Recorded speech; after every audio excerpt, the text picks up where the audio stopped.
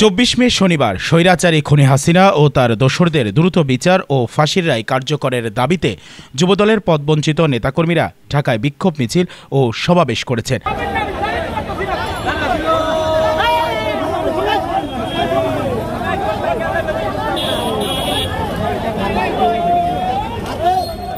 মিছিলটি ফকিরাপুল দেওয়ানবাগ থেকে শুরু হয়ে নয়াপল্টন ও কাকরাইল মোড় ঘুরে বিএনপি অফিসে গিয়ে শেষ হয়। সমাবেশের নেতারা বলেন, জুলাই আগস্টের আন্দোলনে 2000-এর বেশি মানুষ নিহত ও লক্ষাধিক মানুষ পঙ্গু হয়েছে।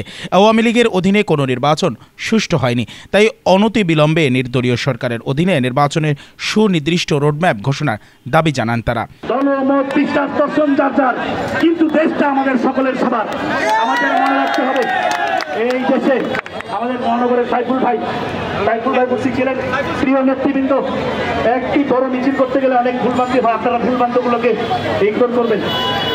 আমাদের তারেক রহমানের যে দর্শন, দলমত নির্বিশেষে দর্শন যার যার, দেশটা আমাদের সবার, এটা মনে রাখতে হবে। তাই আমরা এই দেশে কোনো ফ্যাসিস্টের জায়গা চাই না। রাখতে হবে, কর্মীর চেয়ে বড় কোনো পদ নাই, কর্মীর চেয়ে কোনো বড় পদ নাই।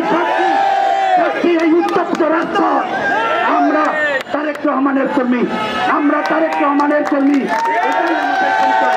আমাদের নেতা তারেক রহমান, মনে রাখতে হবে, ব্যক্তিত্বে দল বড়, দলের চেয়ে দেশ পর আমরা সেটা বিশ্বাস করি।